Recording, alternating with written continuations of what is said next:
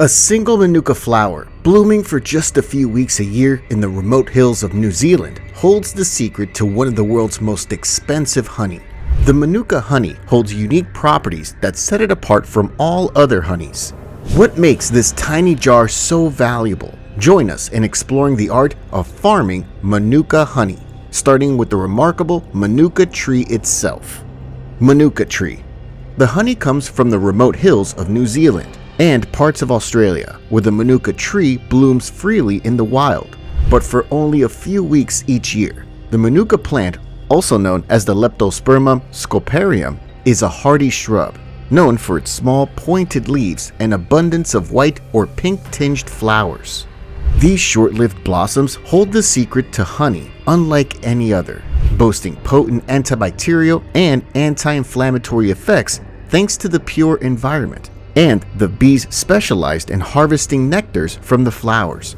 Since the Manuka flowers bloom for a short time each year, the bees have to work round the clock within the short window of time to make this honey. Now, while other regular honey contains its antibacterial and anti-inflammatory properties, the Manuka honey is rich in MGO, which, in fact, is one of the key reasons why the honey is so special and unique.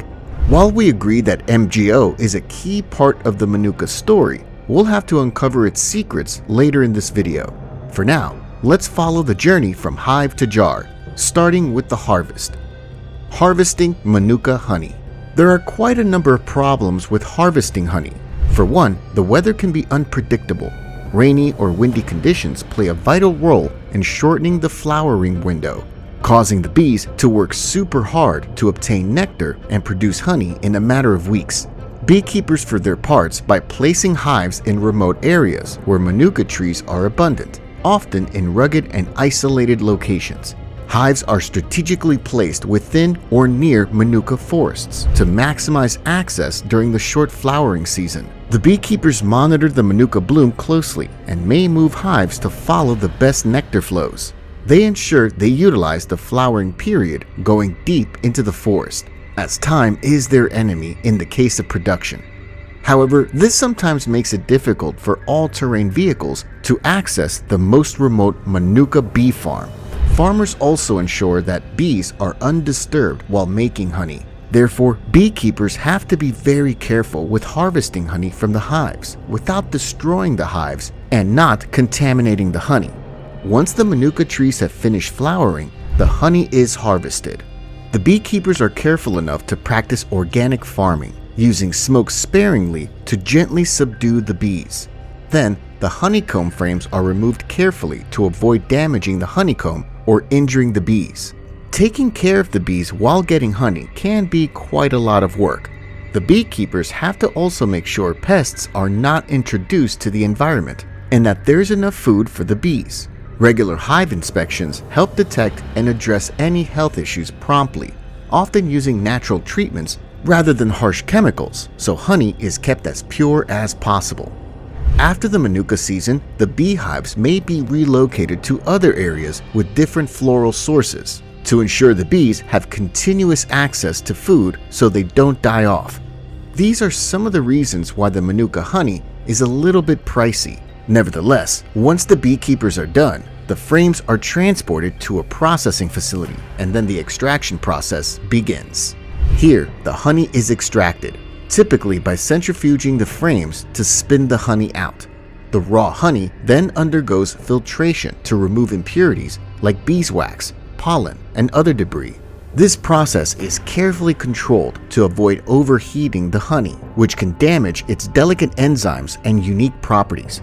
Throughout the extraction and packaging process, strict hygiene standards are maintained to prevent contamination. The honey is often tested at different stages, including for MGO levels and other quality markers like pollen count and other indicators of purity and authenticity, ensuring it meets the required standards before being bottled and transported to stores. Manuka honey and its MGO content. And yes, we've been going on and on about the processing of the Manuka honey, but like you've guessed, the prices are all due to the efforts and skills used to acquire this deliciously nutritious honey. Now, let's talk about its nutritional value. If you get Manuka honey regularly from the store, you get to see things like UMF on the labels of the honey jar.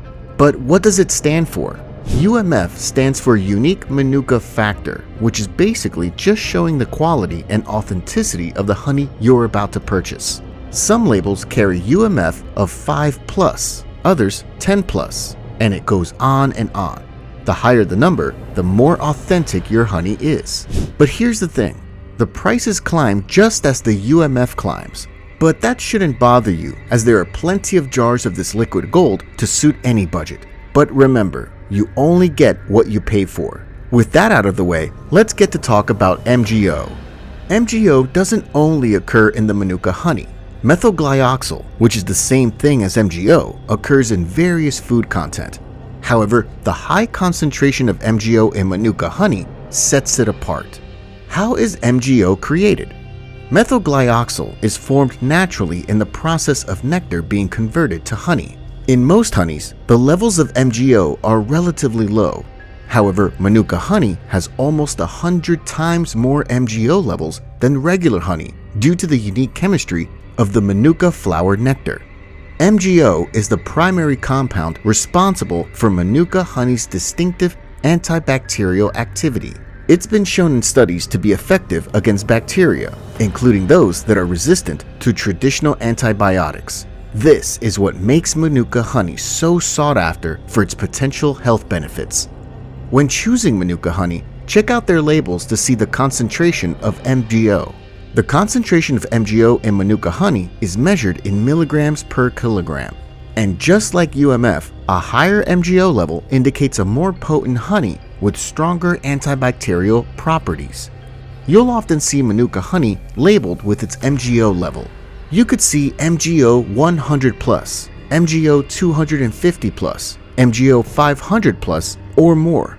The higher the number, the higher the MGO content, and generally, the higher the price. Now, MGO levels shouldn't be confused with UMF. While MGO is a specific compound, the UMF, Unique Manuka Factor, is a grading system that takes into account several factors, including MGO levels, but also other compounds that contribute to Manuka honey's overall quality and activity. So while MGO is a key component of UMF, UMF provides a more holistic assessment of the honey's quality. Manuka honey authenticity. Given its high value and demand, the authenticity of Manuka honey is a vital aspect to consider.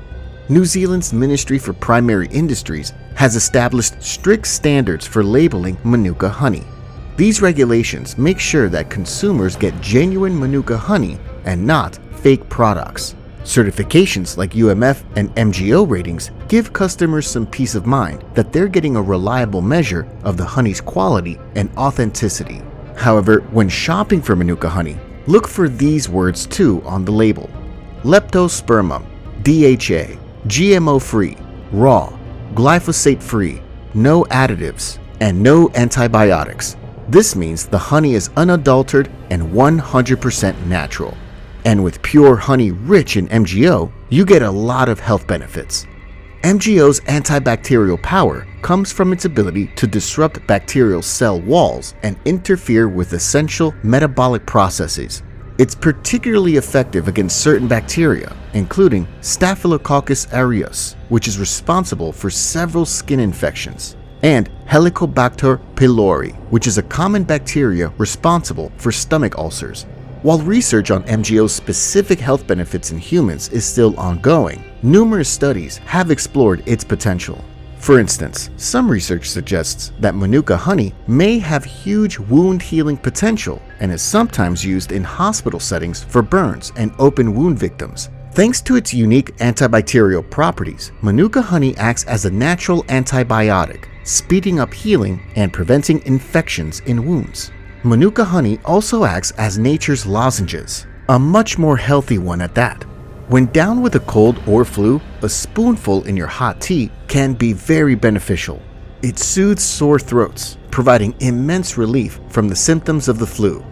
In addition, its antiviral properties are also a valuable addition to cold and flu remedies. It can also be used to boost digestive health by easing constipation and promoting good gut bacteria. Some studies suggest Manuka honey may even offer relief from conditions like gastritis and acid reflux. Furthermore, its anti-inflammatory properties make it a popular natural skincare choice, helping to clear acne and soothe irritated skin. It can be used as a face mask, applied directly to blemishes, or incorporated into DIY skincare treatments. Now you know the secrets behind your favorite Manuka honey's high price and unique qualities. Next time you pick up a jar of your delicious Manuka honey, remember the incredible journey it took for it to get there, from the remote Manuka forests to your table. We do hope you enjoyed learning about it. Did you find this video interesting? Subscribe for more insightful content and give us a thumbs up if you did. See you in the next video.